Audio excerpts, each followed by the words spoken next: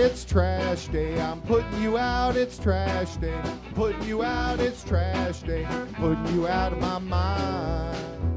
It's trash day, I'm putting you out, it's trash day. I'm putting you out, trash day. I'm putting you out of my mind.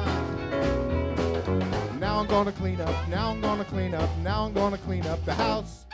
Taking all your garbage, taking all your garbage, taking all your garbage. I'm gonna turn my phone to the podcast zone. I'm gonna laugh till I can't take no more. I got beers I gotta crack, talk I gotta smack. Can Crushers on at last. Can't nobody tell me nothing. It's Can Crusher Day! Holy cow, holy cow, holy cow. You don't know, this whole episode, guys, is via the telephone. I'm in studio, Paul's on his roof, John's driving back from Brooklyn, Soup is at the office. This is a phone-in show because none of us can get together. Life is crazy in the summertime, Mark. That's why it's a phone-in show. It really is. Tell everybody why the hell you're on your roof doing a podcast. Well, I'm on my roof because my roof is leaking because it hasn't stopped raining since Christ wore sandals. Oh, okay. So I am getting ready to redo my roof. I just got done taking the satellite dishes off. I'm about to peel the shingles. But first, I want to be a garbage man, drinking beer and talking about wrestling. Yeah. I am not partaking in beers tonight because I have a road trip, about a 6-hour road trip to and from. So I got no beers. I don't know if you're drinking. You probably shouldn't be on a roof. I'm not good with heights. They say a bowling ball and a feather fall at the same rate of speed, but I am scared to death that 350 pounds falling off a roof is going to fall faster, and it's going to hurt a hell of a lot more than a feather. So, beerless show all around as people... No, I got a beer, bud. I got a beer. My hand is shaking. I'm not a heights guy. Oh, so you would rather be drunk on a roof than not drunk on a roof? Yeah, because that's going to numb the fall, bud. Okay. All right. So let's jump right into some wrestling. Where do you want to go first? I'll let you direct traffic since I have to put this all together. I know that you're going to do your own OVW report. I just want to say I watched Fight at Fort Knox, and it was fantastic. It was a show that left nothing to the imagination. I really thought that the TV title was going to change hands, but digging deep, and this is what showboating gets you, it gets you smacked in the face, and we still have the same TV champ. I loved it. I'm glad that you've turned me on to OVW. So, thank you. And then we go to Raw SmackDown if you want. I've turned you on to a lot more, but yes, you will continue to get deeper and deeper into OVW. This week, again, being a phone show, you're right. I will do my own OVW thing, and we'll reimagine what's going on next week. Yeah, I mean, like we've said before, Raw and SmackDown are getting so bad that we're going to start shying away from them. We another program note, we do have Super Indie, and that's going to come up after once we get done talking Raw and SmackDown. We have IRS coming in to talk about Super Indie with me. We were going to talk about MLW, but we have our other correspondent who has had inside roof issues, so he canceled for this week, and we'll jump back on MLW next week with Chad. It's just been one of those weeks where it's the house party. Everybody's houses are coming down. Yeah, well, let's tear down the house on Raw and SmackDown. How about that, Mark? Yeah. So, again, same way as we did last week, we're just going to throw this together. Elias comes out to start Raw, and Paul, I love that he just completely crushed L.A. over and over. Everybody was making fun of the Lakers or Los Angeles on Raw for the most part. Well, I mean, I get it. Basketball is big in L.A., so you might as well just poke the bear. Yeah. And speaking of getting crushed, how about Elias saying that he's going to be the special guest referee for Baron Corbin? Whammo! Chair shot. Yeah, and that wasn't the only thing that happened to Elias. As Miz came out, hit the skull-crushing finale, Bob hits a spear, Cesaro spins him, Ricochet gives him the double knees, Braun does the old power slam to him, so Elias got his ass beat to start Monday night. And when we see him on Tuesday, we're going to see that he was feeling the wrath. A lot of worse for wear. Yeah, a lot of worse for wear for Elias. He didn't look great Tuesday night, as Paul said. So does he still do something this Sunday? Folks, again, Stomping Grounds is not a great pay-per-view. We'll cover it, but I really didn't think of any predictions. We can run through the card sort of, kind of, but I wasn't going to do predictions. You all right with that, Paul? I'm fine with that. I really don't want to appear because normally on stupid prediction shows, I end up taking the cake. Speaking of cake, did you see Pat Lano's birthday cake? Oh, my goodness, I did. It was so awesome. Oop, baby gate fell over. It's okay. Pat Lano had the awesome wrestling cake. Yeah. You know where did you share that on our Facebook page? I did share that on the Facebook page. Well, then guess what? Everybody can see it if they go to Can Crushers 69 on Facebook. And No, it's Can Crushers. We might have two pieces coming home as I'm going to Pittsburgh tonight, so I might be meeting up to get some cannoli cake for us, big guy. Cannoli cake. That makes fat kids happy, right? Everything makes fat kids happy when it comes to food. So Beck's come out, and Beck's is first of all, Ricochet won the 5-man battle, so he's going to be facing Samoa Joe Sunday at Stomping Grounds. Becky Lynch comes out and calls out. That's a surprise to me. Well, all right, we should talk about that. Yeah, because I thought it was going to be The Miz. I really did. Because when this all started, The Miz was the one poking Samoa Joe. Right, you are screaming, by the way. I'm sorry, I'm excited. Okay. I get excited when I talk about wrestling, Marcus. Everybody's going to be turning this one off because you sound like you're Jimmy Hart screaming into a megaphone. Megaphone! Hold on, I think I can fix that. Is this better? That's a lot better. Now you sound sensual. I had you on speakerphone, so I was trying to be lazy and not put the phone up to my ear. All right, so Becky comes out and calls out Lacey, and I'm kind of sick of this battle already between Becky and Lacey. I really am. Lacey's not going to win the title. No, and it's only a war on words, and nobody is getting. There's no battling, and it's just like one shot and then it's over. Yeah, kind of battles. It's nothing worth watching.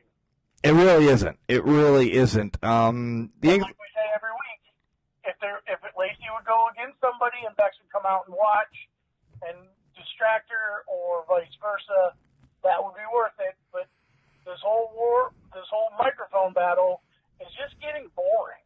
Sounds like that's what you're having, a microphone battle right now. I'm always having a microphone battle. However you have your phone, keep it like that right now. Oh, okay. I'm closer to my face now. Yes. All right. So Rollins is beating the shit out of everybody Monday and Tuesday with chairs because he doesn't want anybody being a referee. And let's just take that whole thing right now, Paul, and I have one thing to say. I hope everybody that he hit, Eric Young, anybody. Eric Young had nothing. EC3, the B team, anybody. That he hit with a chair because all they're trying to do is get extra money. They're barely on Raw or SmackDown, and he just decides he's need to kick everybody's ass with his damn chair. I hope Sunday they all line the alley or the aisle and take swings at Seth Rollins. Not that I want him to lose the title or Brock to come in or anything, but I think it's apropos that everybody gets a shot on him now. Speaking of this, I was really surprised later on in the show when Paul Heyman came out and said, I am not going to be the special guest referee. I figured that would be perfect. Have Heyman be the special guest referee, and then maybe blow it for Brock, but still set up a feud. Right. Brock's not going to be at Stomping Grounds. Come on. It's in Tuscaloosa, Tacoma, Washington, somewhere in Washington. Dunk, Washington. Yeah, he's not going to be there. Daniel Bryan's not going to be on that show either because they talked about him being a special referee. But guess what happens when Daniel Bryan goes back to the state of Washington? They do not boo him because that is his home state. And they love him. He can do no wrong. The whole Planet's Champion thing, folks, that's Washington. They're the Planet State. So they wouldn't boo him, and they want Daniel Bryan to be a heel, so they'll keep him off of that show. Right. Now, I think that's a smart thing to do. But who knows? Sunday could come around, and you could see Daniel Bryan as president. El Presidente. Right. So the War Raiders have a match against Russ and Randy Taylor, and they just destroy them, setting up for a match. Go ahead. No, this wasn't even a match. No. It was a exposition, an experience. Exhibition. Yeah. I'm lying. I actually have a beer right now, by the way. That's also a lie. You just didn't want to get caught stuttering. No, I actually did a shot of the marijuana stuff that my mother-in-law came back. I thought, if I'm not going to have a beer, at least I'm going to do a little shot of this, like, hardcore liquor stuff that she brought back. And I shouldn't. I'm, like, seeing things right now. I don't know what's in it yet, and it's not good. I'm glad you did this when I'm not in studio. Dude, there's still more. It's that bad. It's not good. So why do we have 2 out of 3 matches on everything this week, Paul? Because now we have Sami Zayn and KO taking on New Day, and what the hell is up with this whole 2 out of 3 matches? And this wasn't the first one. There was a 2 out of 3 match before this. Yeah, it was on Monday. Was it on Monday? Yeah. Yeah. Well, I don't understand it. Like, why is this a thing now? No. Yeah, I don't know. I really don't understand. But they do take the ball and run with it and run with it and run with it, even if they're getting stopped every play. Oh, nice. I like that little football analogy. I did like that. It was good. Still keeping it alive. Gallows and Anderson are in the back with AJ, and AJ said they're soft. This is his setting. They're fooling around too much. Too much tomfoolery. It's time to get serious and be the old Gallows and Anderson. This is just setting up that Gallows, Anderson, AJ, and Triple H are all going to be on a match when they go to Japan next week. Triple H just makes himself part of the Bullet Club. I posted this I posted that weeks ago, and they have to do something to get all of them together, and that's what's happening. You know what sucks about this is Finn's not going to be anywhere near this. No. And he should be. He should be. And as we're still on Gallows and Anderson, they do have a match against the Usos, and they lose. So they're pumping them up, and they give them a loss on Raw? What the hell? Your guess is as good as mine anymore with what they're doing on Monday Night Raw. Yeah, it's horrible. The only reason I watch Monday Night Raw is to see Yowie Wowie. And that was where I was going next. What did you think of the Firefly Funhouse? It's a little bit creepy this week. Oh, it's very creepy. It's very disturbing. And I'm hoping that we're going to see Bray Wyatt in the ring soon. Yeah, I know they are on a trip here soon. So I really, within the next week or two, get him in the ring, because the fun houses are fun and they're nice to watch, but if we keep going down this same path of just showing these, and we're waiting until SummerSlam, I mean, SummerSlam's, 6-7 weeks away, at least give us a storyline why he's going to be at SummerSlam. Right? Exactly. I don't care who he beats up. I really don't. It could be Charlie Caruso. I really don't care. Oh, poor Charlie. Well, I'm just saying. I mean, it's somebody. It could be Heath Slater. Anybody. I just want to see him. He's got kids, man. He does have kids. He does have. And he got his butt whooped by Drew McIntyre A couple times. on Monday night. Yeah. On Monday night. So I didn't watch the main event. You did. So tell us a little bit about Rollins and Sami Zayn. There's not much to tell. Rollins gets a win. End of the match. Baron Corbin comes in and hammers him with a chair. Nice. Yeah, there was, like I said, not much on Raw. No, and we're going to transition over to SmackDown. Ziggler and Kofi talking about their cage match on Sunday at Stomping Ground. And we talked about this on the back of the truck today. I like Ziggler. I really do. I like where he's going, and you're shocked that I like the whole whiny, bitchy, moany thing. But you made a great point by saying this should be elongated. Like he should be. Go ahead. Yeah, like I said, he should be more stalkerish. Like, this shouldn't just be a couple-week thing and be done. He should have been pulling strings and making New Day lose and do this and do that, and just little things. Like, even messing with their luggage and spray painting, it should have been me on the walls. This would have been cool. I agree. I agree. You, like I said, you could have had Kofi against anybody for maybe not title shots, but just building them up. You know, bring EC3 over, let him have a show. Anybody, and Ziggler somehow just gets involved. It should have been me. It should have been me. And he's taken out Kofi, giving EC3 the win or Heath Slater the win, saying it should have been me getting that win. Yes. It's a great storyline, but it's going to be buried because you had your match over in Saudi Arabia, won, and now they're already in a steel cage. When you have a steel cage match, that pretty much signifies the end of a feud. You don't start a feud in a steel cage. No, you can't. Unless you're... No, yeah, you can't do that. There's no way. Right. The 24/7 title, we didn't touch on it on Raw because not much happened, but we have to touch on it on SmackDown because R-Truth actually ends up in a match with The Miz as The Miz ends up fighting... an elimination tag team match, Miz Truth, or what, was it? The Miz Truth? Yeah. And against... Elias and Drew. Yeah, and this is where Elias looks rough. Yeah, he does. Beat up, tattered, torn. Like my pants did today. Like your pants did today, but they didn't catch the edge of a garbage truck. No, or the edge that my leg lost hair as well. R-Truth takes the first loss and gets ran out of the building for now.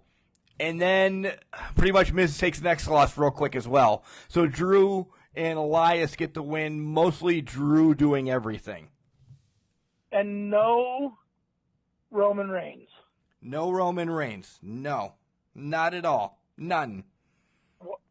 This is surprising to me because SmackDown is Roman Reigns' show. His yard? So why didn't he show up to help The Miz? Well, that's what I thought when Shane says you have till 10 to find somebody. I thought all of a sudden you'd be here, da-da, da-da, da-da. I thought, oh, well, then there you go. Roman Reigns is going to come, and he's like, I got this guy. No, you have R-Truth running out from under the ring, which, whatever. But 24/7, Drake Maverick pins R-Truth as he's leaving in a car, or now Drake Maverick's your new 24/7 champion. And why is Drake Maverick, and how did he do it? He dressed up like Carmella. Yeah, I'm not happy about that. Drake Maverick is not money. He is not money, not at all. So we'll have to see how R-Truth gets this title back over the weekend. It might be at a hockey game. It could be at Pittsburgh tonight. I don't know if they're going to Pittsburgh, but who the hell knows? They might be at the Pirates game. You never know. Drake Maverick says he's getting married. I bet it has something to do with the wedding, and R-Truth's going to be dressed up like the bride. Oh, he'll be so sexy. Oh, my God. Speaking of sexy, Ember Moon, Mandy, and Sonya have a little bit of a scuffle backstage, and finally it finally went over. I was really hoping that somebody was going to get a donut smashed in their face. Yeah, instead they just went all over the way. They blew it. Other people. I would have liked to see Mandy Rose get a glazed donut smashed all over her face. Crickets. Nothing over there, Marcus. Nothing. Crickets. I felt your sigh all the way over in Kersey on my roof. So AOP is back. Did you see them? Oh, that's good. Yeah, I did see them. The Kabuki. Tokar and Razor. Yeah. Kabuki Warriors have a non-title match next week against the Iconics. Are you happy that the Kabuki Warriors are back? Yes, I'm happy to see them. That's going to be fun. I was really delighted to see Paige mostly. Yeah, I completely agree. I was excited to see Sonya. There's just something about Sonya. Put your hair up and square up. I'm telling you, if I don't get that shirt here in the near future, I'm going to be sad. Oh, sad panda. So that's pretty much Raw or SmackDown because now we're just rambling about things. Let's take a 5, Paul, and then we'll be back with, well, it's going to be more than 5 because Soup talks forever about Super Indie. But we'll be back to talk with our garbage tip and everything else, right? Right. And welcome back to the OVW report. This time we'll be talking about OVW 1035. Fight at Fort Knox fight, whatever the hell they ended up calling it. But joining me once again to talk about OVW is Ryan Mosley. Ryan, how the hell are you? Doing good. All except for this shoulder. Yeah, you got clotheslined by Jay Bradley, or what? Callie put you in an armbar? What's going on with that shoulder? Something happened, unexplainable. Apparently a dislocation of the left shoulder. So we'll figure it out. Yeah, we're gonna blame Callie. Callie sounds like she's dastardly enough to do something like that to you, wouldn't she? I'd say so, for sure. So let's jump right into Fight at Fort Knox. And before we get into the card, what an amazing arena. Just the whole outlook of it when it was on the network, it looked great. It did. A very impressive setup. You could definitely tell it was a top-notch. It had that top-notch feel to it, for sure. Yeah, I definitely hope they go down there a couple more times. Not just because it's the Army's birthday or just because anything. Just go down there for a show for the Army. Keep putting these on every so often, and I definitely want to make it down to one of those if they do. Yeah, same here. I really hope it becomes an annual event at least. And yeah, like you said, get down there more, for sure. So the card started off with a triple threat. It was Chase Destiny against William Lutz against Corey Storm. And before we get to the match, I was watching it on YouTube on the network, kind of like spliced in between all of them.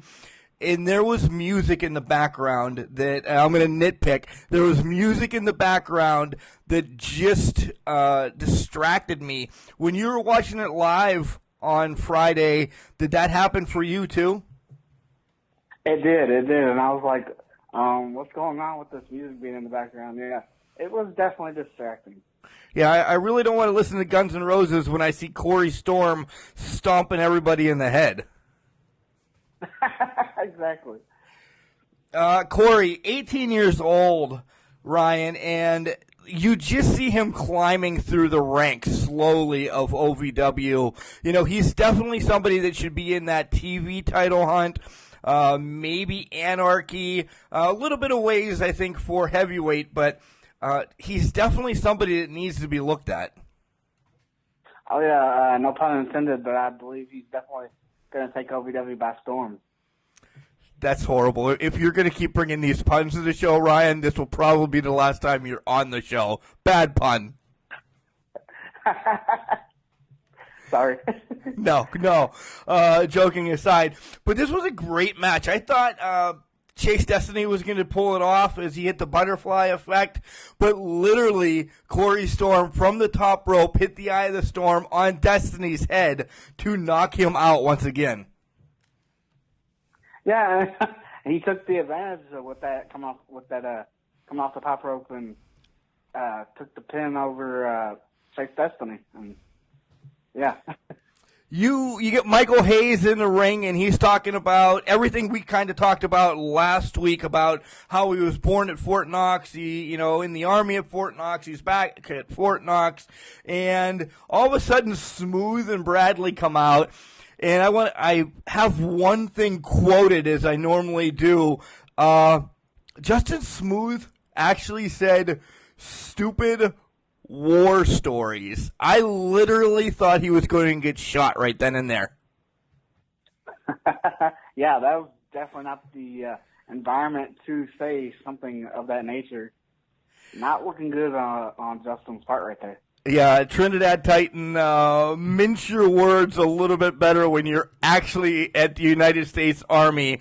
I know it was laid out for you possibly to say stupid war stories, but there's some people that would probably have snapped and taken you down, buddy. I have to say, I'm not in the military, and nor was I ever, but being a American, I definitely wouldn't have supported him saying that. Right. So all four of them kind of get in a little of a melee, and it sets up for a great main event later on. But we do have another match, and it's William Alexander Moore, and he's going to take on Mr. Marvelous.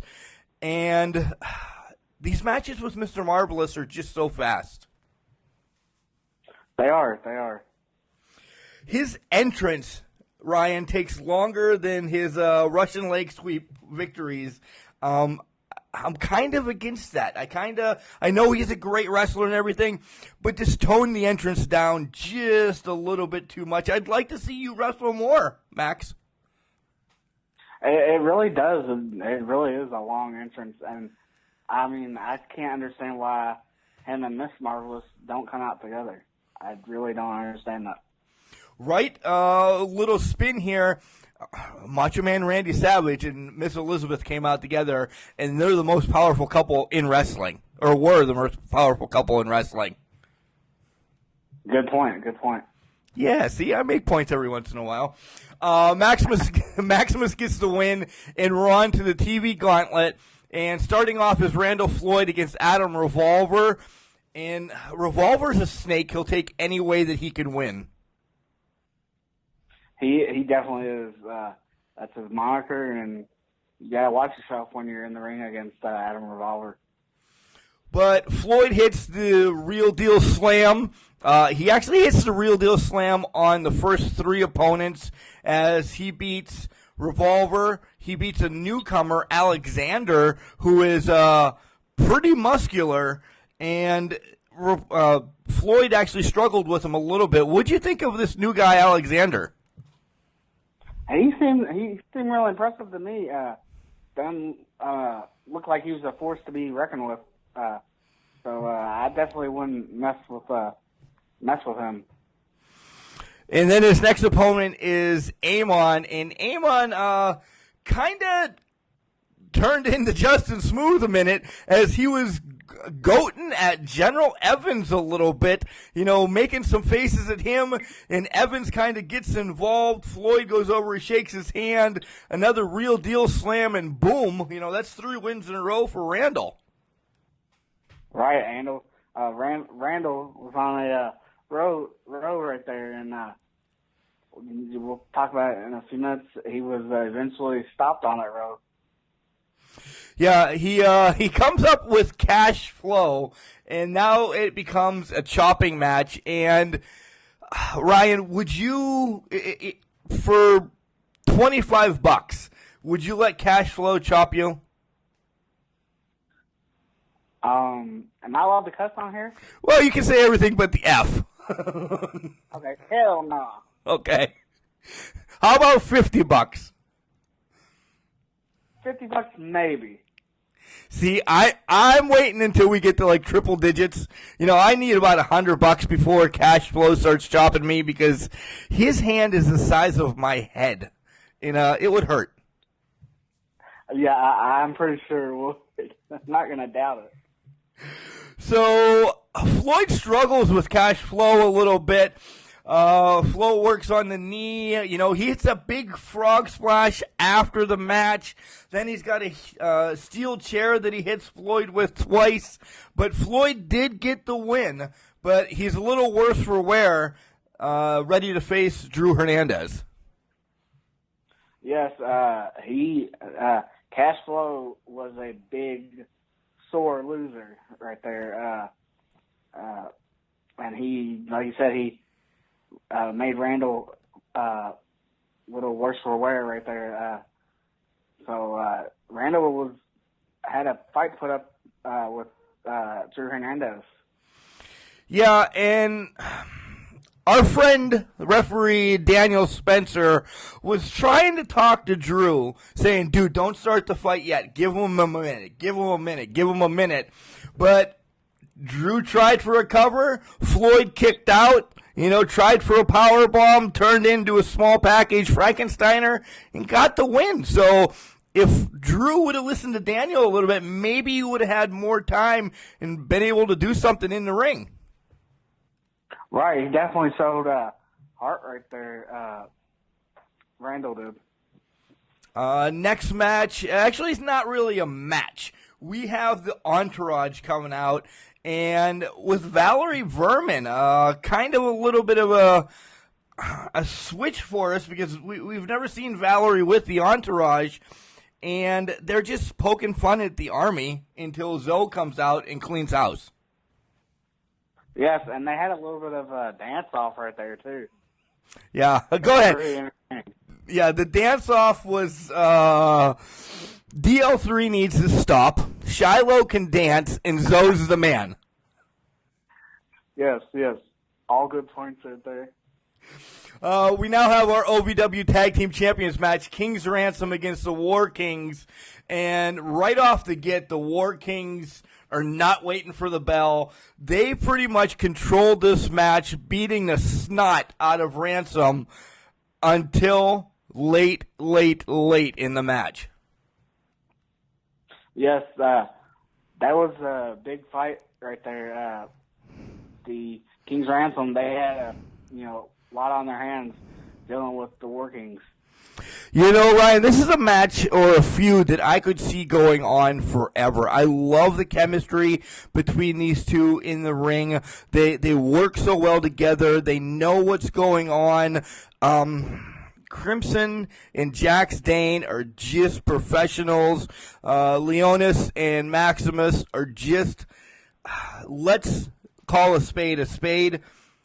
I don't think they're going to be in OVW long. Somebody's going to come and grab them really, really quick. I have to agree. You're spot on right there with that. And definitely, I'd really love to see more. I know this feud has been going on a little bit, but I'd like to see more matches between the two.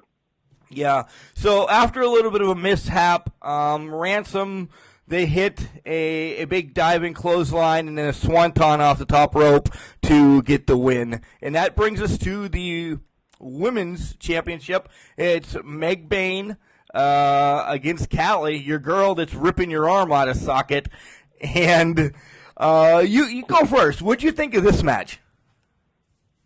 This match was Callie. She had a fight on her hands with Meg. Meg was definitely the powerhouse there in that match, and she showed why she's no one to be messed with. Yeah, Callie uses her smarts a little bit because if you're on the ground, you're not that powerful, and Callie works over the knee and keeps smashing it and keeps stepping on it and keeps twisting it. So it took Meg a little bit off her game plan, but in the gist of things, her upper strength and her powerhouseness, as we want to say, make up words, just overcomes as she hits the glam slam on Callie. Right. Yeah, Callie did. She worked on body parts and picked her spot right there. And then you have the main event. You have Michael Hayes and Dustin Jackson against the Trinidad Titan, Justin Smooth, and Jay Bradley. And this match was chaos from the onset. It really was. It really was. And our boy Daniel Spencer, again, in the middle of everything, just kind of losing control. Tags are being made when tags aren't being made. Spencer, come on, boy. You got to have eyes all around your head. Well, we all know it's hard for Mr. Daniel there to keep control, you know. Justin Smooth. Only joking. Justin Smooth has probably the best spine buster in the business today. Arn Anderson, the creator of it, and, has the best one. But I'm telling you, Justin Smooth hits that spine buster, and I can feel it from Louisville to Ridgeway, Pennsylvania in my back. It's unbelievable. Yes, it is. And, Triple H had a good one, too, so. Yeah. Definitely, I see that, too, yes. So, all hell breaks loose. Hayes is in the ring. He hits the dishonorable discharge. Jackson flies from the top rope, hits the frog splash, pin, 1, 2, 3. The faces go over. The heels are all sad, and that's the way that Fight at Fort Knox ends. And what a great card for the Army. Yes, I agree. Top to bottom, very great show. Kudos to everyone involved. I posted on Facebook that I really enjoyed the show and gave props to everyone involved. Yeah, another great show from OVW. They dubbed it OVW 1035. So so much can happen now. You got Dustin Jackson with the pin during this tag team match on Smooth. So now Smooth really has to watch Jackson because he's also the number one contender, and he's got a pin on him. Yes, and that gives him a lot of momentum right there. I'd say he definitely has the upper hand right now on Justin Smooth. So, Justin, watch out. We're going to just go right down the line. Meg just pretty much disposing of Callie. So Meg looking for a new number one contender now. You have Valerie, you have Thunder Kitty, you have Jessie Bell. I mean, there's a lot in the mix, but can anybody really challenge Meg? I'm going to say they have, whoever is next has a lot to show that they deserve to go against Meg, and when they do go against Meg, they're going to have a fight on their hands. She is no one to mess with. She is, as we said, a powerhouse. Same thing with the OVW Southern Tag Team Champions, King's Ransom. They've had to have open challenges just to get somebody to fight. And with War Kings coming back, but, they did end up beating them. Do you have a tag team that you think could challenge King's Ransom? Off the top of my head, no. Yeah, me neither. It's going to be interesting, though, to see who will step up. And then Randall Floyd just running the gauntlet week after week, number one.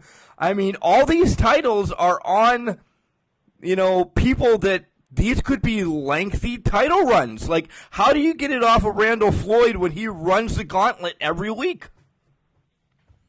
It seems like the gauntlet has become Randall's, and yeah. So, all right, Ryan, we'll let you go. But before we'll let you get a shtick in, what do you got going on the final count? We are just lining up interviews left and right. I have not announced the next one yet. So just stay tuned to the Facebook page at The Final Count KY. You can find us also at The Final Count KY on Twitter.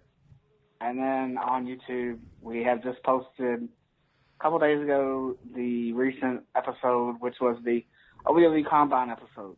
So check all that out. And props on that Combine interview. I did listen to that one recently on my way to Pittsburgh. The piggyback, we kind of had the same interviews, just to laugh at each other. Really did. Yes. It's like we were right beside each other all weekend or something. I don't know. Something tells me that we might have them. I don't know. All right, Mosley, we'll let you go. Go soak that shoulder. Stay the hell away from Cali, and we'll talk to you soon, buddy. All right, and Callie, I'm coming for you. Wrestling. A love and a passion we all share. I've started a wrestling brand.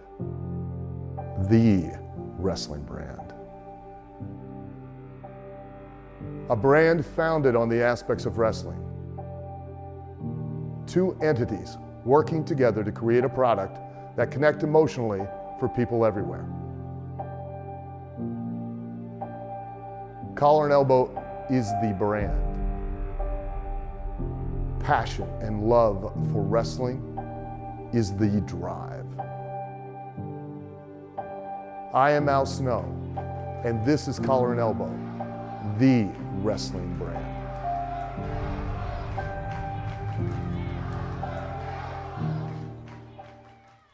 And welcome back to Can Crushers. This past Saturday was a tournament that's been going on for years and years and years, close to 30. Well, no, not really close to 30 yet, but it was 18. It was Super Indy 18. And sitting alongside of me Saturday night was Soup, IRS, whatever you want to call them.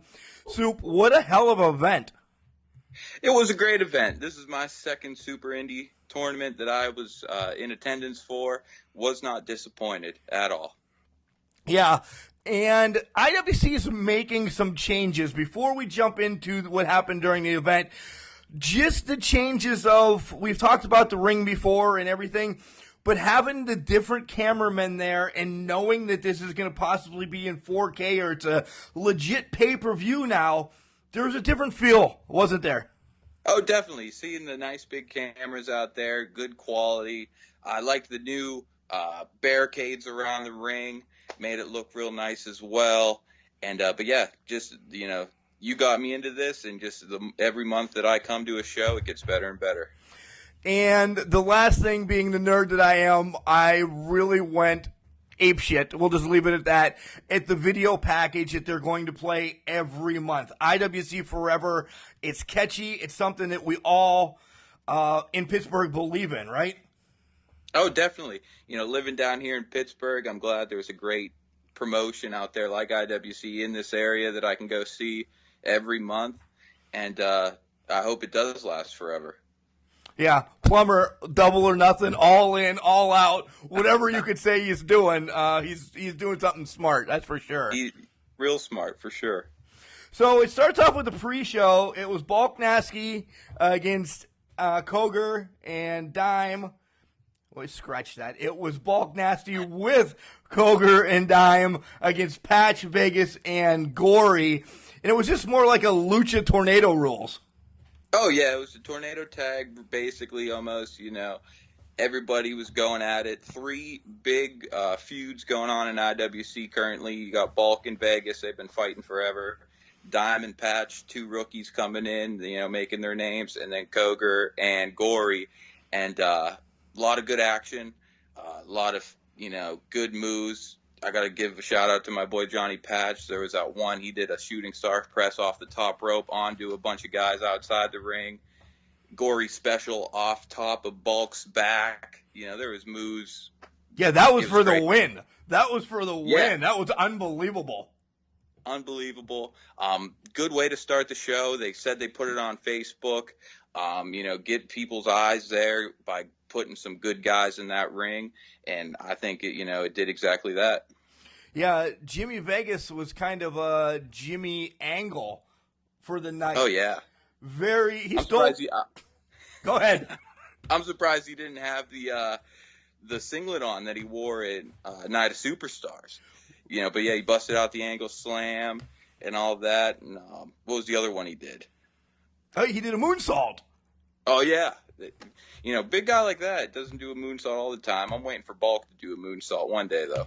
He can't read, so he doesn't even know how to climb ropes. Not or count, so he might not be able to do like the mathematics to get the right angle. But if he, talk to Vegas, you could hook him up with Kurt Angle. Who knows? Yeah. There's angles involved somehow. So there's a little bit of a 5-minute break. Plummer comes out and talks about, hey, this is a big show for us. This is going to put Pittsburgh on the map. And before we go, it had to have. It had to have, because this pay-per-view was amazing. Oh, yeah. Big names. Like I said, great action in the ring. Great production with the new cameras and all that. So, yeah, it had to have brought a lot of eyes. And just like every other Super Indie, the champ has to come out and hand over the title to Plummer. And, guys, if you don't know this, if the champ runs a gauntlet, runs a tournament, he gets to keep his title with no interruption. It just says you won, you're still champion. But if you lose, it's vacated for said date, and the winner of the tournament wins it. Yeah. Wardlow didn't hand it over. No, he said it was his, and he went out, and he was ready to prove that. And him and Argos were that opening match. Yeah, and Jackson Argos comes out, and it's supposed to be the Super Argos tournament, right? Oh, yeah, just like last year, he had that opening match. Great way to start off the night. He's a great performer.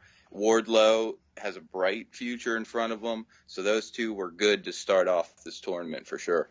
Yeah, and Argos cheated right off the get as he hit him with the flag before the ref was paying attention, or the bell. Yeah, as you would say, he was very dastardly. I got to give him that. But that's how he is. He is out there for him, wants to make a name for himself, doesn't care about the whole company as a whole. It's all about him. And that's a good, spirit to have. Same with Wardlow. He's all about him. He's the champ, and hard-hitting action to start out. But Wardlow's just too big, too tough, and he was able to get that first-round win. Yeah, a powerbomb and 2 F5s gives Wardlow the win. Next matchup was one that I'm already depressed just talking about it. It was AEW Britt Baker against Dylan Bostic, and we both said this, and we mean it well. Bostic is such a douche. Such a douche, but a great douche. Right. If that is a thing, he is a great douche, that's for sure. Plays well to the crowd, makes that crowd hate him, and as a heel, that's your first job, and he does that job great. Yeah, by far one of the worst hated people in IWC. The only one, I think Chris LaRusso might be close, but Bostic old sayings even came back. Just getting on Bostic shit that night. Oh, for sure. We got the classic ball sack chants. The Bostic sucks. He really, really sucks. I like Bostic, but I got it every time those chants go. I'm right there with them, with the rest of the fans. I agree. So the match turned out, Britt, a lot of reversal. She's working on a lot of stuff. It's nice seeing Britt back in her hometown, with my air quotes, because that's where she grew up in wrestling. Nice super kick. She gets her finisher on a few times, but Bostic is just that good, or dastardly. Dastardly, for sure. Bring some furniture into the ring. I'm surprised the ref didn't see it, but, he just was able to outsmart him. Oh, we're getting on CJ's business. Don't worry. But yeah, very dastardly, was able to get out of the submission multiple times that Britt was trying to get him in, and he was able to just get that 1, 2, 3. After hitting Britt with a chair. Yes. I heard it. I was in the second row. The ref was in the ring. The English professor heard it in Brooklyn. Yes, that's for sure. And CJ once again, and then there's a chair laying in the ring. After Britt took this chair shot, there's a chair laying in the ring. CJ doesn't question it. CJ, what the hell is wrong with you? Well, I got to give him credit. We're not in his shoes. We've never been the ref. There's a lot going on. Maybe he was worried about getting that first share out of the ring. Didn't think that, he brought two. So, give him some slack. Early in the night, he was rusty maybe. Yeah, all right. So, next match is Anthony Green with... Before we move on to the next, I just want to say real quick, it was great to see Britt. This was probably her last time in IWC. People, as a Yankee fan, I'm going to make a comparison here that people say, Yankee Stadium's a house that Babe Ruth built. I must say that this IWC women's division is the division that Britt Baker built. It's a shame to see her go, but she's going to move on to bigger, better things in AEW. And, now a lot of new talent can step up and take what was hers. Yeah, Katie already has made that climb. Maybe you see Raylan trickle back in. Danny Gray is lingering around. So, yeah. Jinx. Don't forget Jinx. I was getting there. She's my girl. We need that push. A crazy champion. Oh, hell yeah. Hell yeah. So the next match was probably my least important match of the night. It definitely was.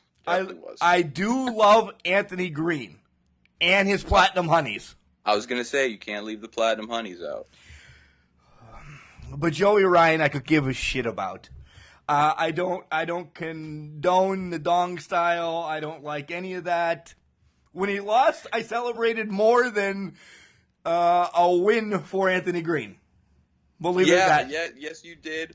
I'm excited. Green's great. I'm glad. I hope they keep bringing him back. He does get the crowd going. The Platinum Honeys get me going, and I just want to say, would you think it would be uncomfortable wrestling with lollipops in your tights? Yeah, it really would, because they were legit there. They were legit there, because there's no other way of getting them back once his clothes goes backstage. And, I feel bad for the Platinum Honeys, Yeah, they ate those lollipops.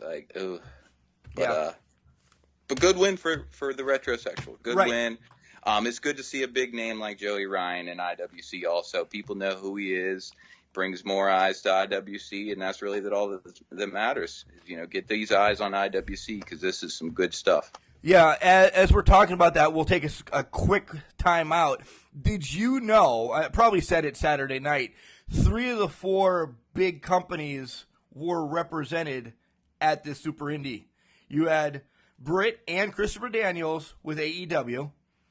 Yep. You had Josh Alexander, TNA. Yep. And you had Gresham from ROH. And what is Ryan? He's from MLW. That's a decent. That's a big one. Well-known promotion. So yeah, you got eyes from all over the place coming on to IWC. So good job to the Plumbers. Want to give them that. They said big, better things are coming, and so far it's looking pretty good. And one of the big announcements for next month was made right after this match, and I would probably give it a 10 as an announcement.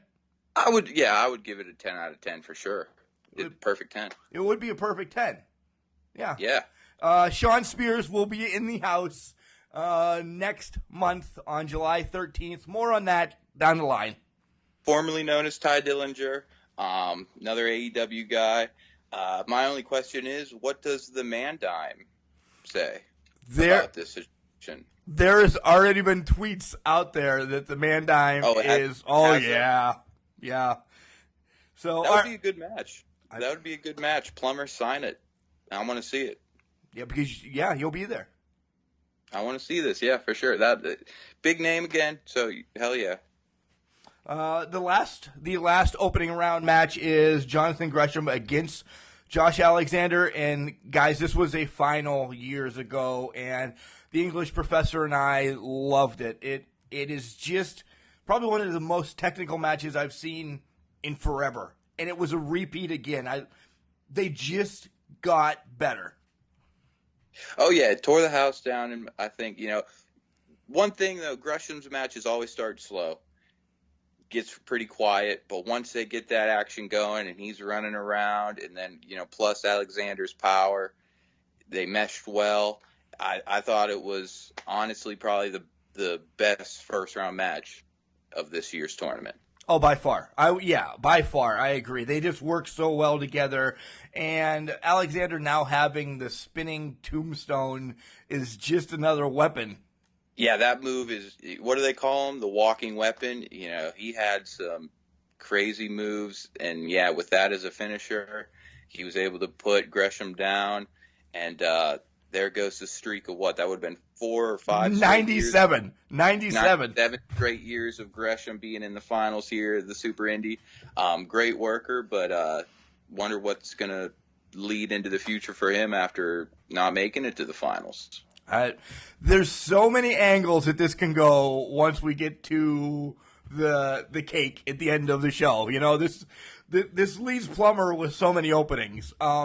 Starting the second round, semifinals, however you want to call it, Dylan Bostic takes on Wardlow, and we forgot to tell you Wardlow actually knocked out Argos. Oh, yeah, Argos had to be taken to the back. RC came out and even got beat up a little bit. And one quick thing, I thought it was funny. He was laying there next to the ring. Everybody comes out to save Argos, and you hear RC say, "Hey, I want help too." I thought that was pretty funny. But, then they took Argos to the back, and, nobody thought we were going to see him, and he was looking rough, that's for sure. Yeah.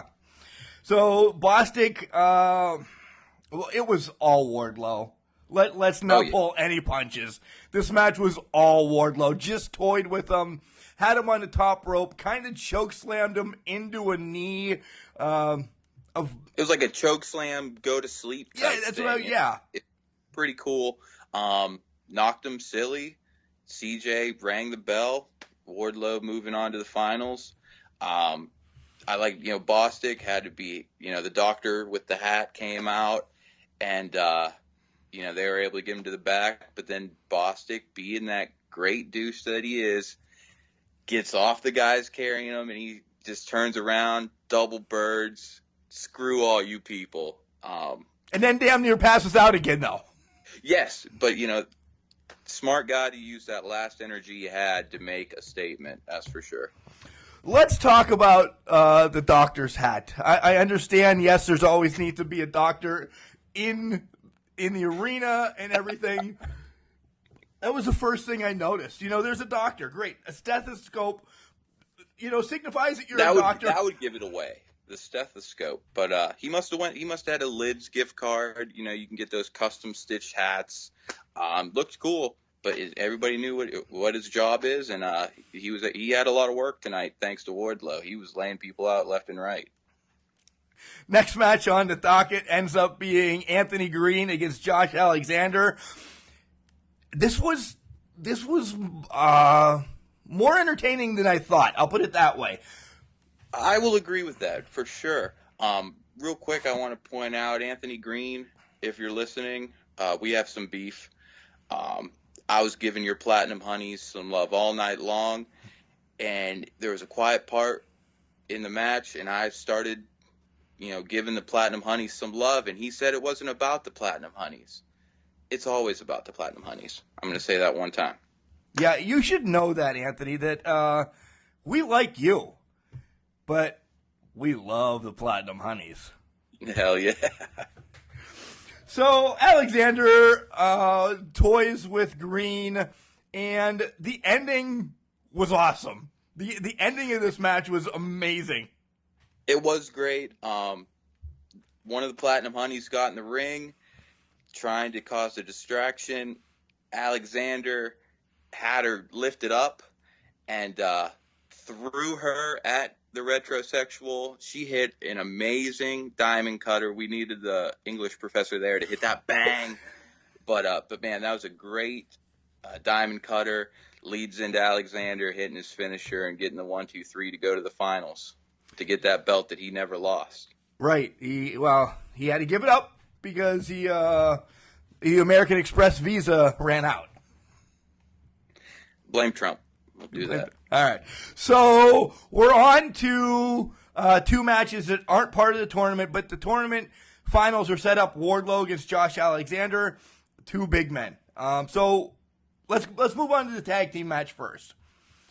Oh yeah, it was both teams came out. They were ready to get down and dirty. Yeah, they looked locked and loaded from the chest. For sure. Two good teams, a lot of good action. Got a "This is awesome" chant.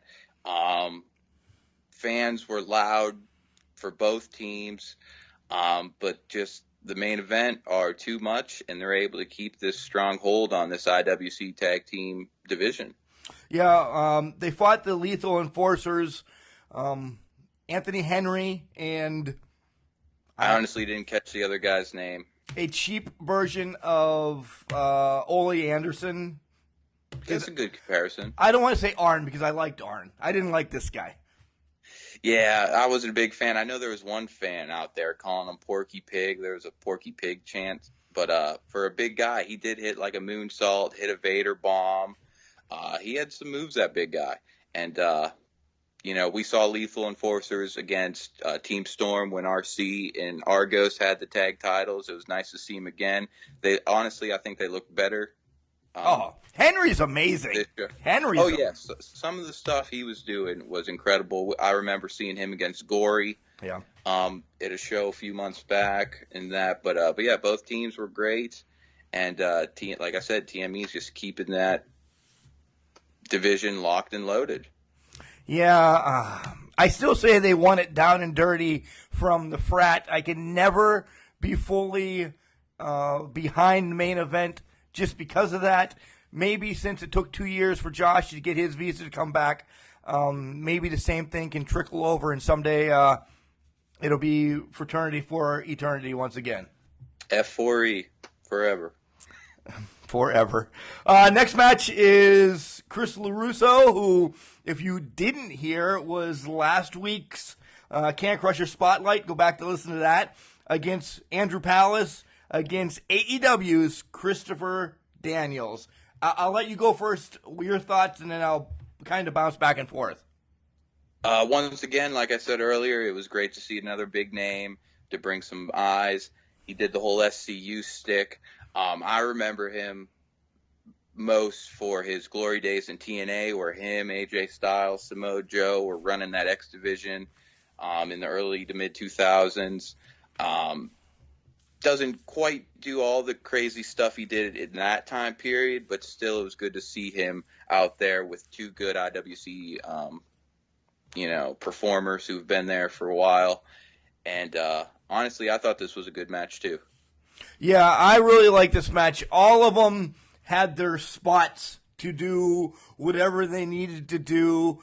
LaRusso, I'm telling you, talking to him from last Friday to now, you just watch him and you know that he's on the right path. He's the IWC trainer. He's on the right path, and he knows where Christopher Daniels is going to go with this or going to go with that.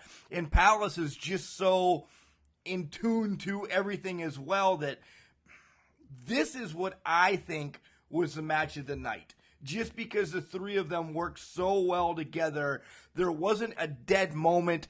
If Daniels was on the outside, LaRusso and Palace were taking care of business.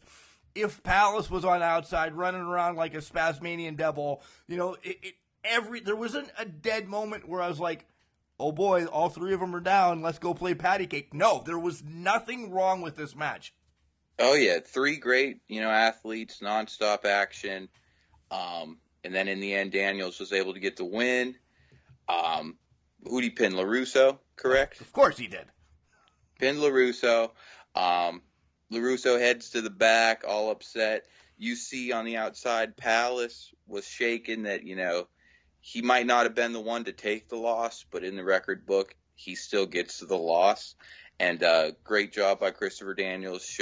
Called him into the ring, raised his hand because he did a great job also. I was upset though. I thought we were going to see a Palace heel turn. How big would that have been for him to lay out Daniels and just walk to the back? That was something that I was going to bring up at the end of the show, but let's talk about that. Brad Kaler would probably go nuts along with the rest of his group over there because I don't know if they could handle The Palace Party. Yeah, I don't know if they could handle a Palace heel turn, but I think it needs to happen. You saw it when he fought Jock Sampson. He had just that different edge, and we liked him. Oh yeah, for sure. Kind of like the whole new Daniel Bryan thing when he had that little edge when he first won the WWE Championship last year. I would like to see something like that from Palace. The whole party gimmick is good. He's got a lot of fans. He's been an IWC, stronghold for a few years now, but he's been stuck in like a little limbo for the last 6-7 months. Yeah. If not more. Yeah, if not more, ever since, he lost the heavyweight title. I would like to see him get that, mean streak and go back and try to get that heavyweight title. Yeah, and it's set up that it's a good competition right now after we say it's Wardlow and Alexander for the Super Indy title. Now, folks, going into this, Jackson Argos could not cash in for the Super Indy title during the tournament, right? Yeah, that's the promise he made to Plummer for him to get that 8th and final spot in the tournament. And it was nice to see that he kept his word, didn't ruin the tournament. We were able to get a very nice finals between two big guys. They were laying each other out. This was probably, it's in the year and a half that I've been going to these IWC shows, this was probably the first time that Wardlow kind of met his match. Josh Alexander, when they call him a walking weapon, they're not kidding. He can hit you from anywhere at any time. And it was a good, I was very impressed with both guys, for sure. Yeah, having two big guys on the card to finish this off for the night was a great way because Wardlow has been, he's had Pollock, and nothing against Pollock, but Pollock is tall but not big. Josh Alexander is both thick and big. Oh, yeah. He's a big dude.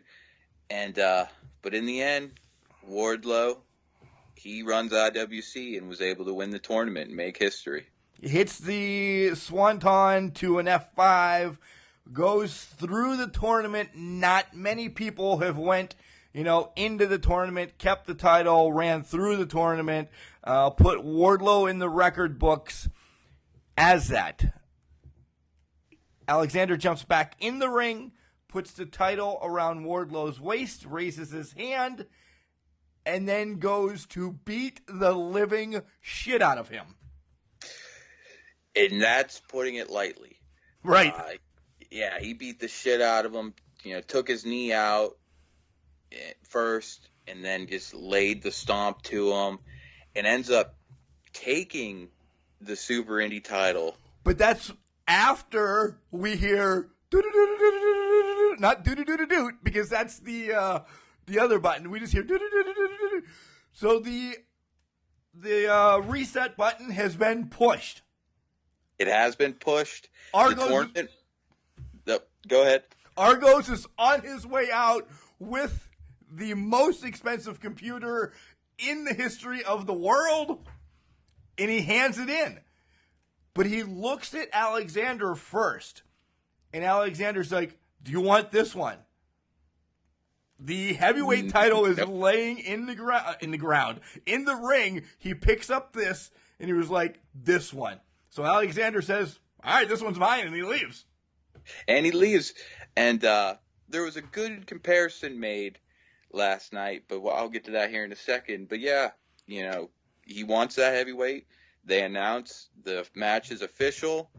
He's able to hit the brainstorm, and we got a new IWC World Heavyweight Champion, Jackson Argos. The era of Argos starts last Saturday, and side note, we made fun of this, but just seeing Wardlow, after he won the Super Indy, everybody did those ribbons, which sometimes I like them, sometimes This time I loved them because Wardlow was just engulfed in them and took the pin after his big celebration. I think that was kind of apropos. I give them credit, all the students in the school who are training, they do the whole ring cleanup and all that. They better have bought Wardlow a beer at the after party at the Carriage Inn for cleaning up all that, all those ribbons and confetti and all that. So they better have bought that guy a beer. Yeah, he just rolled in it. He just rolled in it and got it all up. So overall, probably one of my favorite Super Indies. I like the surprise at the end. I think this was Jackson's plan all along, And see, that's where I was going with my thought there that, because Alexander, he's in TNA, and the group that he's in is called The North. Correct? And he's Canadian. And what's the name of Argos's team? Team Storm, another Canadian connection. Pollock's out as the third guy. Do they bring a third guy back in? I think they have to. And this guy, again, no disrespect against Pollock. Pollock is a fighter, is a, bare knuckle brawler, if you want to. Josh Alexander is a beast unleashed. Oh, yeah. A Yeti, if you may. Yeah, another Canadian connection there. But yeah, like you said, there are a lot of possibilities that we are two great IWC fans. We are at 80% of the shows every year, and we're confused. So, we don't know what's coming next, and that's what we like the best. So I can't wait for this next month's show. Also, another big announcement, which if you were listening to 2 Fridays ago show, Justin Plummer said it's going to be one of the biggest people he has ever had in IWC. So, and that's not a lie. No, it's not a lie. But we were sitting here, and let's throw ourselves under the bus for a couple minutes. We were like, okay, we have AEW people here. We have this going on. We have that going on. We were like, holy crap, could this happen? Could this happen? We're like, it's got to be Cody or the Young Bucks, right? It makes sense, right? Or Moxley or something. A Moxicillin? Yeah, anybody like that. We were naming people left and right, and then the announcement came. And I was so depressed. I love the Plumbers. I do too. You got me so hyped. But Kevin Nash. Yeah. Can he still go in the ring? Is he gonna go? Is he gonna go, or is he just gonna play patty cake with Bulk Nasty because I could see him laying out RC or something. Who knows? But still, big name. Like we said, they're going all out. What's a bigger thing than bringing a WWE Hall of Famer? So it'll still be cool. You've met him before. I've never seen Kevin Nash in person, so I will be intrigued to see him for sure. It is a good signing. It by far. Yeah, after the show, I got on Plummer's business a little bit, saying, "What?" I'm like, "You really do?" He's like, "He's really big." It was not going that way, Plummer, but this will be our first time when it is down in Wheeling, West Virginia, down at the casino. So that's actually, I'm excited about that. See a different arena that they go to. Oh yeah, I want to see. I've never been to that casino before, so yeah, it'll be interesting to see how they set everything up. So, like we said, storylines will just go crazy over the next couple weeks. It's Midnight Threat Part 3. Threat level Midnight. Yes. It's a Office ripoff, more or less, is what the Plumbers are doing, which nothing against them. I love The Office. So good show. It's a great show. Big name as of right now is Sean Spears, a.k.a. Ty Dillinger. I know Soup and Ryan will be in attendance. We'll get the coverage from that on July 13th. The English Professor and I are going to MCW down in Maryland as we're going to cover the Shamrock tournament. More on all of these later, but just letting you guys know what's going on. Any big names at this Shamrock tournament? Aldous is going to be there. It's going to be NWA linked. So. Ooh, nice. Yeah. So that should be a good show. Let me know how that goes, and I'll let you know how IWC goes. without a doubt. Anything else you want to talk about real quick? You want to give 5 seconds on the horrible WWE? I like Boombox Brock. I gotta say, I like the Boombox. What the hell is wrong with you? Really? You do? Why didn't we should have talked about this first before I gave you the 5 minutes, because you are a schlode. I can't hear you. I'm Boombox head bumping. Let's go. Okay, but nah. I hope Lars, build him up. Don't let him talk. Have him kick ass. All in all, 24/7 title. At first, I thought that was going to be a joke, but it's the best thing going, in my opinion. I love what R-Truth is doing. It's hilarious. He might, as we're pre-recording this to Wednesday, he might come out of the whatever the hell you call it, the suitcase tonight on Raw. Yeah, exactly. I'm surprised he didn't show up in all that ribbon and crap when Wardlow was rolling around the ring.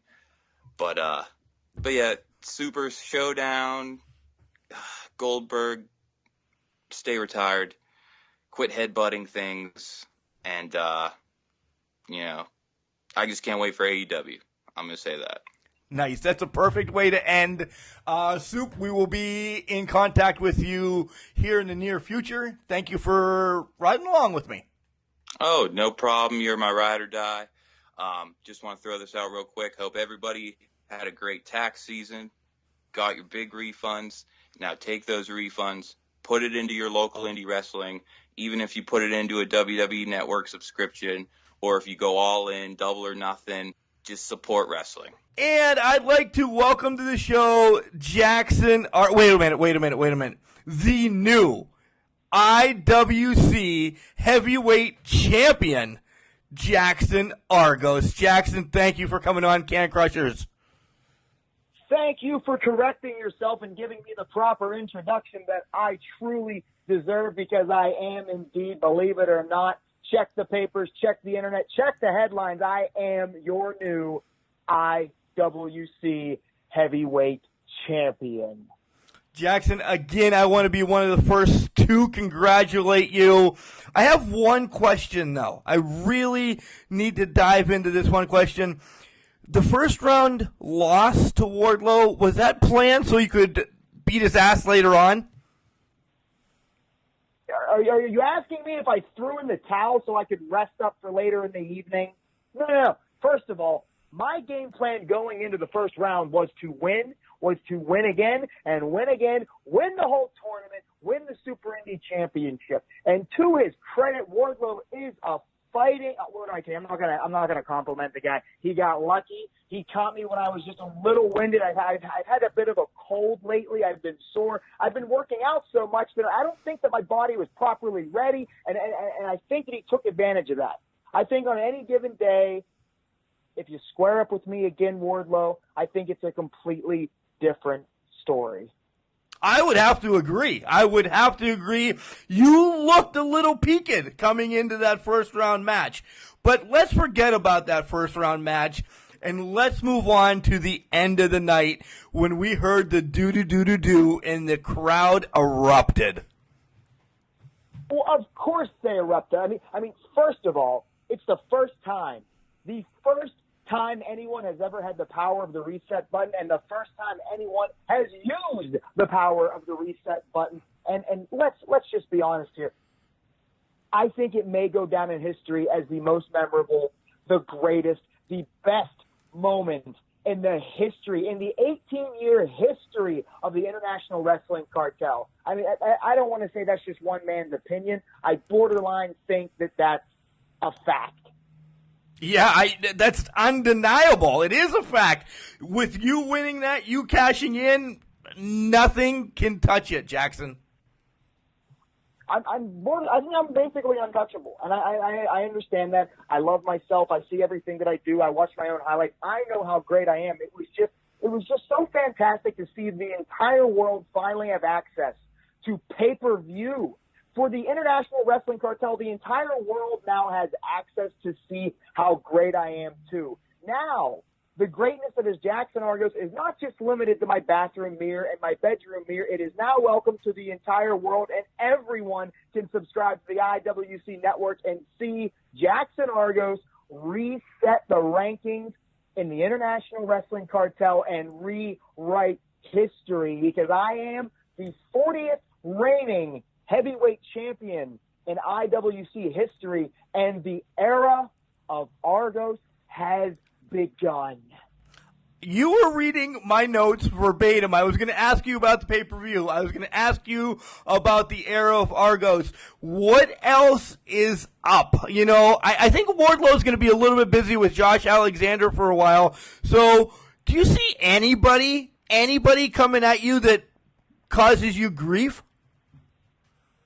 Well, I think right now I'm causing everyone grief. I think right now everyone is looking at me. I look at my career ahead, and I see a bright road. I see dandelions. I see trees. I see a beautiful path for myself. And the thing is, if anybody wants to step in to that path and try to get in my way, I will do to everyone else exactly what I did to Wardlow, and that's leave you in the middle of the ring while I backpedal down the aisleway with a smile on my face and the gold raised above my head. Jackson, I know you have a lot more to do, but I know there's one more person that you pretty much want to say suck it to, and that would be Justin Plummer. I have said for years now, I have said it at the top of my lungs. I've said it under my breath. I have typed it. I have said, eat it, Justin Plummer, since day one. And, you know, I truly would love to just move away from this entire rift in our relationship. I'd love for Justin Plummer to just stay behind his desk, stay off the cameras, stay out of sight. Just sit back, do your job while I do mine. And I think that's what's going to happen. I think that now that we live in the era of Argos, I think that change is about to happen. I already proved that change is starting. I said that I am the change, that I am the future, but I truly see that the International Wrestling Cartel is now moving onward and upward, and I am so happy to be the captain of that ship. I am so happy to be the one steering it in the direction, not that it needs to go, but in the direction that I choose. Jackson, like I said, I know there's a lot more parties coming up. I'll let you go for tonight, but we will make sure you come back on Can Crushers. Any parting words? Well, I would like to say, since you said the word party, in July at Threat Level Midnight for the International Wrestling Cartel, I will be the first to invite you to the Jackson Argos Championship Extravaganza Bonanza Celebration Coronation Ceremony. It is happening. I am throwing a party of which the entire world has never seen anything like, and I want you there. I want everyone there. I want everyone to come back in my glory as your new IWC Heavyweight Champion. Guys, once again, Jackson Argos, your new IWC Heavyweight Champion. Thanks, Jackson. Have a great night. Oh, I definitely will. You do the same.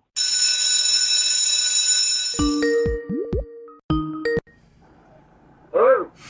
English professor, where have you been this week? Oh, wow, you tracked me down. I was on sabbatical. Just because it's vacation doesn't mean wrestling stops. You need to call in and give everybody their assignment. I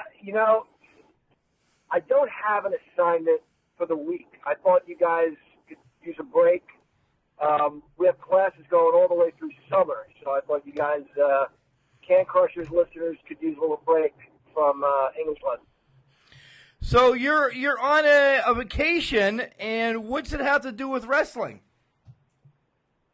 Well, it's got a lot to do with wrestling, actually. I went to the motherland, New York City.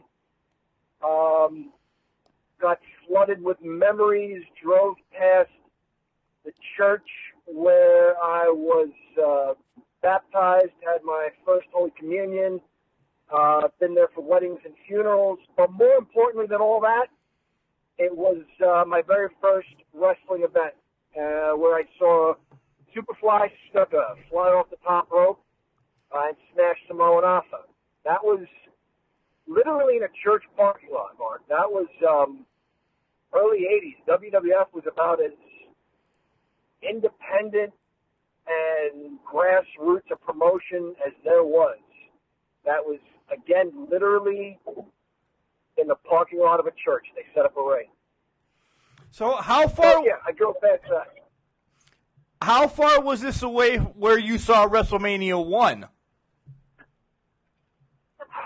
Boy, I'm not good with directions, but I would say start with Our Lady of Grace on Avenue W and end with Madison Square Garden. If you were to Google Maps that, and that ought to give you an idea. Oh, excellent, excellent. Yeah. You knew I went to that? Did I tell you that? It was a guess. It was a guess because I knew it was around your area. So I was just guessing. Right. Okay, yeah, good guess. I was there, actually. Yeah. Good.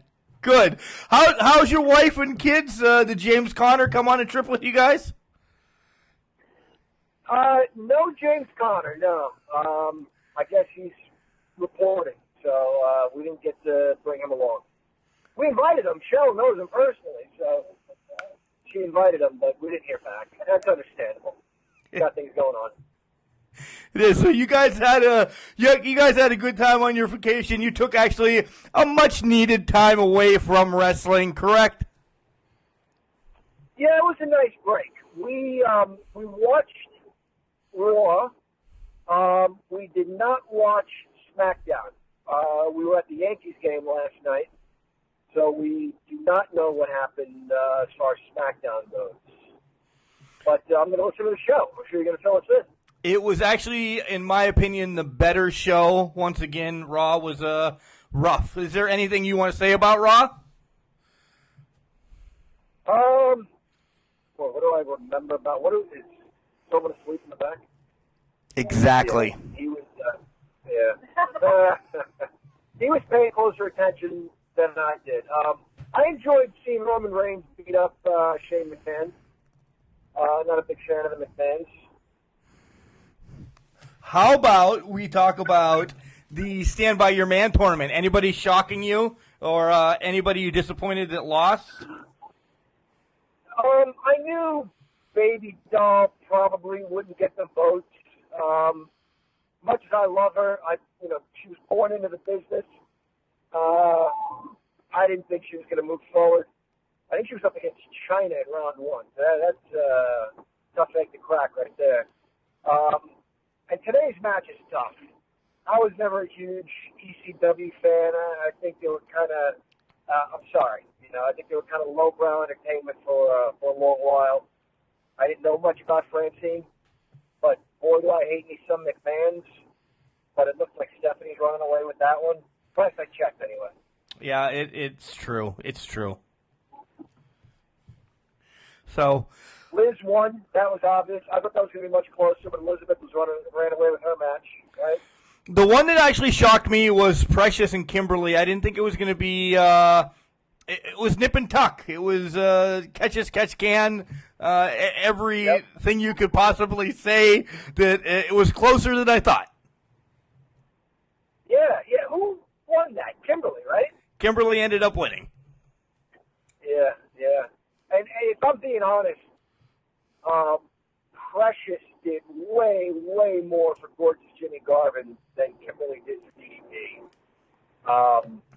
Come on, Precious got it on with Kevin Sullivan, jumped on his back and pulled his hair, and he even possessed her. Remember that? He looked her in the eye, and like a demon entered her, and he did. Whatever. She was freaked out for a while. She couldn't even look at Jimmy Garvin. But they worked through that too. Was there ever a better couple in pro wrestling? I don't think so. Oh yeah. Precious and gorgeous Jimmy. Yeah, the only couple in pro wrestling, and you can ask Mrs. English Professor sitting right beside you. She'll agree with Liz and Macho Man. Yeah, I would. Yeah. The tears that come to the English Professor's eyes when he watches the match where I guess they work together. Right, yeah, he was with Queen Sherry. Yeah, and then Elizabeth stops the match even though she's not with the Macho Man anymore. Is that right? The match was over, and Sherry was mad that the Macho Man lost. She was beating him up. And Liz had a ticket. She jumped the rail and ran in and threw Sherry out of the ring, and they reunited. Yeah, that's a tearjerker. And then isn't there another one where he carries her out of the ring? Where he carries her out of the ring? I don't know. Don't listen to me. I don't know anything about this. She doesn't watch it, Mark. She'll tell you everything that happens on SmackDown, but she doesn't watch it. She only knows how to take care of the penitentiary. That's all. That's it.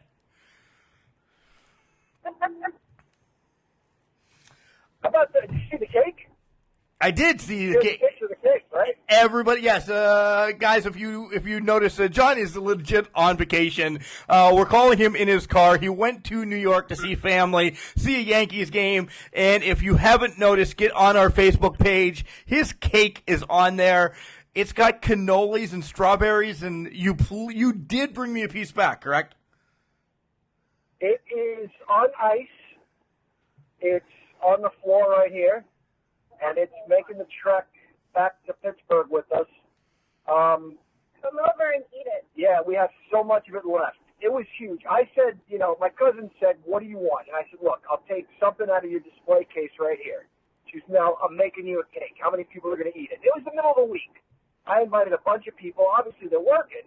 So I said, it's probably just going to be the four of us. It was a cake probably for 24 people, not 4 people. And she said, what do you want in it? She showed me a list, and I said, it was going to be 2 layers. I said, how about cannoli cream on the one layer, and then whipped cream and strawberries on the other layer? She said, okay, what do you want on it?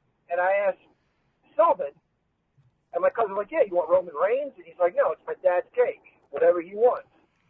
So I said to her, surprise me, 80s, 90s wrestling. That's all I'll tell you. I trust you. And she made me the cake that you guys see on the Can Crushers Facebook page. She's an amazing baker and cake decorator. Go ahead, I'm sorry. It's unbelievable. Yeah, I was going to make sure you give her props. Tell everybody where they can find her and everything. The simple address, it is 100 Main Street in Sayreville, New Jersey. It's called Crystal's Bakery. My aunt and uncle and cousins work there. They really are amazing bakers. They have the old-fashioned Italian cookies that you would remember if you're maybe from the northeastern area, that you don't find too often anymore. And believe me, they taste just as good as they did 40 years ago. Bro, that's awesome. Yeah. And then they make cakes. Cakes for all occasions. Anything you can dream of putting on a cake, she can make it happen. Like those incredibly fancy things you see where you don't know if you're looking at a cake or if you're looking at a real object. It's a cake, but it looks exactly like what you want it to resemble. I've seen her do like a makeup kit, like a woman's makeup kit, where you think you could just pick up that thing of mascara or whatever women put on their faces these days, lipstick, but it's actually a piece of cake. So it's incredible craftsmanship. More importantly, the cake was just unbelievable. It was out of this world. Fresh cannoli cream on one layer, like I said, and then strawberries and whipped cream on the other layer. And they have a Facebook page, right? Yeah, they have a Facebook page, Crystal's Bakery. Easy enough. Crystal's Bakery. Crystal with a K. Yep, with a K. Sayreville, New Jersey. Nice. All right, kids, we'll let you get back to driving because you are not the best driver in America without somebody talking to you. So I can only imagine what your wife's going through right now. You got me at a good time, actually, because we are on a 100-mile stretch, straight shot. So, No chance of him getting lost. yeah, no chance of me getting lost. So, you got anything to ask? Now's the time. No. All right. I No. won't say I don't have an English tip of the week. I will ask Can Crusher Nation if you want an assignment, extra credit. Take a look at that cake, and then take a look at Mark's post to go with it. Off the top of my head, there are 2 direct address commas missing, and there was the comma before conjunction that was missing.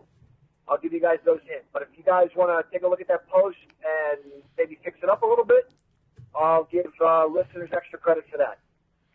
Yeah, and if anybody can point out which ones they are, go to John's house and get a piece of cake from him, because he'll be waiting for you if you get to the house and say the comma goes here or there.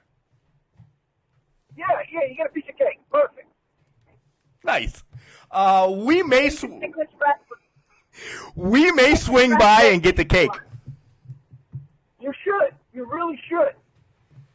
I have to ask Mrs. Can Crusher first. If we don't make it to this Pirate game, there's going to be more in the garbage than garbage.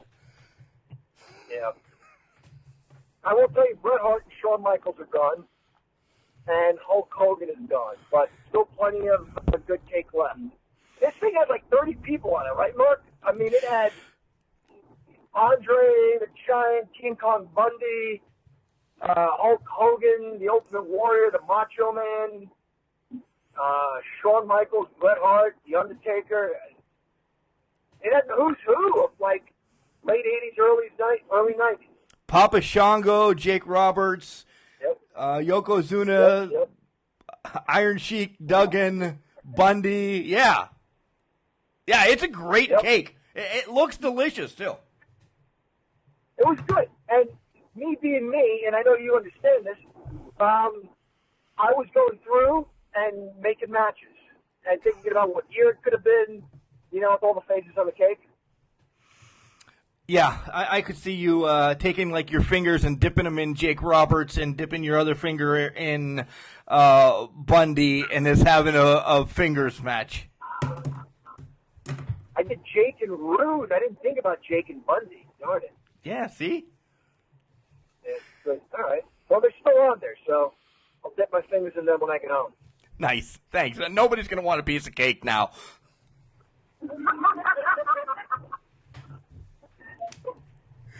All right, safe travels. We're going to get the rest of the show in gear. All right, man. Sounds good. Thanks for checking in, and we'll be back on track for next week. We love you, English professor family. Love you too. Likewise. We'll see you soon. Oh, somebody woke up and said bye. All right, peace out. Oh, I'm glad we were back from that class session. Wait, did we get the class session? Well, we really didn't get a class session. We just got a Q&A. We had to kind of find out where the English professor was because he didn't send me any assignments. He didn't do this. He decided, Paul, to take a sabbatical this week. Oh, a little bit of sabbatical. Where did he go? He went to Brooklyn. He went to the homeland. Oh, back to the homeland. Oh, I'm sure he's happy. I bet he's coming back. I bet he watched some Yankee games, so he's grinning from ear to ear. He is. We actually got to talk to Mrs. English professor, and little junior English professor wakes up and says goodbye at the end as well. Oh, did you hear anything about the Usos from Mrs. English professor? She said they're on lockdown. That's all we're allowed to know right now. Okay. So You want to go through our stick mark? yeah. Do you know any of them since they're not written down in front of you? Instagram, CanCrusher69. Facebook, CanCrusher69. Our website, https://can. Wait. No, I don't know any of them because they're not written down, Mark. Okay, so Profiting and Office, LLC, call David All, 814-834-3006. Paul, what can you get from there? You can get hats, T-shirts, anything that you want and to be printed on, that's your guy to call. He also made a book for Paul. He said last week you said he wrote a book for you. No, he wrote not a book. He made, whatchamacallit? Invitations for my groomsmen, yeah. Collar and elbow, hats, hoodies, tees, sweats, everything you need for your wrestling fan needs. There's something else about this that we say. I don't know what.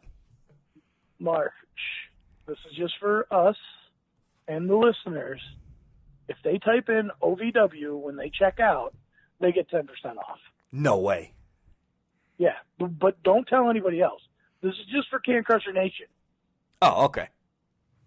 So everybody doesn't need to know. Just Can Crusher Nation needs to know. OVW gives you 10% off? OVW gives you 10% off. Like Ohio Valley Wrestling, OVW.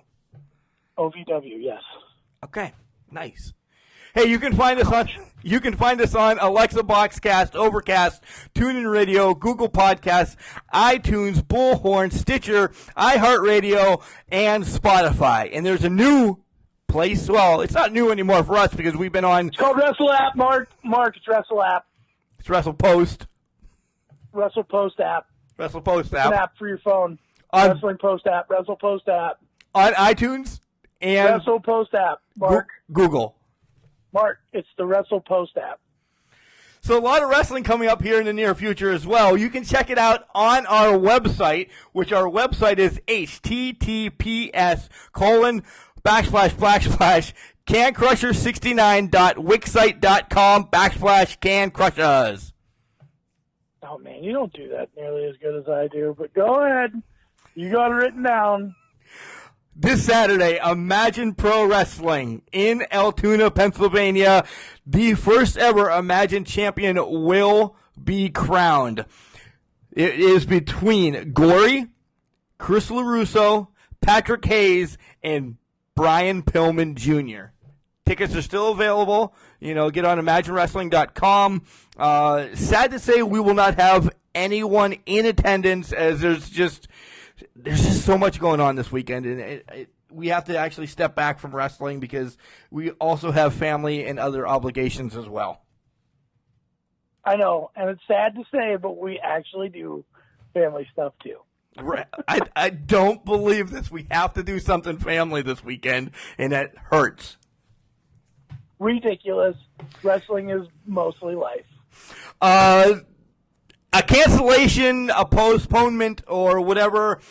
This will help out all Can Crusher Nation and OVW. I was on the phone Monday night during Raw. That's why I really didn't get to watch most of it, but some of it, a little bit of it. OVW Knox edition is going to be postponed until August due to the fact is they just want to promote the hell out of this. They don't want to have like 2 weeks in this, hope and pray. They have some other guys that they want to bring in. So that helps Paul get there. It could help, the Mountain Lions still help us out. The English Professor, Noodle, Soup. I mean, all of us then can get going. Chad's actually still talking about a date. He really likes like the middle of August. More to come on that, but OVW Knox is coming. It just will not be June 29th. Nope, but that's okay. And it's better for promotion-wise because it is a benefit show, and we want to make as much money as possible for the benefit. Next on the docket is called Rolling Thunder. This is Imagine Wrestling, kind of Volume 4. It's an outside show. It's July 20th. It's in Jerome, Pennsylvania, which is like right next to Johnstown. Big announcements, okay? You have the Heartthrob, Jaden Roller. This guy was just in the OVW Combine, folks. He's going to be there. You're going to have Manny Fernandez. He's going to be there. The War Kings from OVW. Paul has now seen who the hell the War Kings are. They will be there. Precious Paul Ellering will be there. And this guy named Animal is going to be there. This is all July 20th in Jerome. Oh, what a rush! Thank you. I was waiting for it. You were talking too fast. July 20th in Jerome, which is like right next to Johnstown. You can go get your tickets online at Imagine Wrestling right now and do that. You excited? Guess what, Mark? What? I am excited, but you know what I'm really excited for? You're not excited yet because there's 2 more I have to talk about. If you say your garbage tip, it's not ready yet. Golly. Gee willikers. Okay, let's keep going with wrestling. The next IWC event is July 13th. Threat Level Midnight. The sequel to the sequel. Nonetheless, the new heavyweight champion Jackson Argos will be there in Elizabeth, Pennsylvania. And finally, the one that you guys will hear the most about for the next upcoming months, and I want to continue to push this one. Stomp Out Cancer 3. It's in Lamont Furnace. It's at the Stronghold Arena. It's August 16th. All the money goes to cancer research, and it is confirmed a member of the Bullet Club will be in attendance. What? Yeah. Look at you dropping pipe bombs. All right, what are you excited about now? I am excited about Garbage Tip of the Week. Play the song. It's played. Garbage, garbage, garbage, garbage, garbage, garbage, garbage, Garbage Tip of the Week is coming to you from me grabbing a hold of a can today that was covered in dog feces. That was That was my tip too, buddy. Yeah, you're a real jerk face if you cover your garbage can in dog feces. I'll tell you that much right now. I had dog poop all over my hand, all over my pants. It was a rough day. So bag your dog poop separately. Make sure it's double bagged if it needs to be. Garbage men don't want to get that on you. I know we go over this a lot, but man, people don't listen, Mark. Yeah, guys, it's great that you're picking up the poop wherever you're taking your dogs. It's great that you're picking up the poop in your yard. It's great that you're just, picking poop up. Just don't place it really in the middle of, on the top. Just plain. Put it in a bag.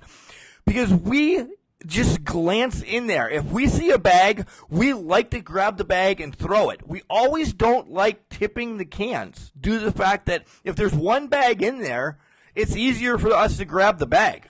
If there's loose, then we have to tip the cans, this, that, and the other thing.